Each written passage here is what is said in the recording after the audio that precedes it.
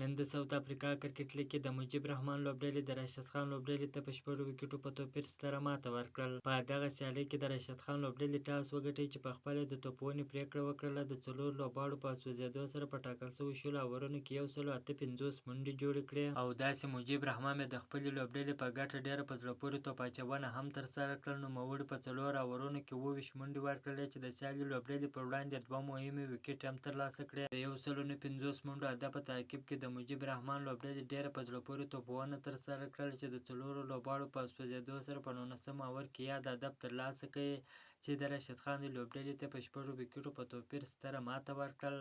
په دغه سیالۍ کې عظمت الله عمرزي 14 منډې جوړې کړلې خو راشد خان هم ډېره په زړه پورې توپ اچونه ترسره کړل. راشد خان په 4 اورونو کې 22 منډې ورکړلې چې د سیالۍ لوبډلې پر وړاندې 1 وکټ ترلاسه کړه.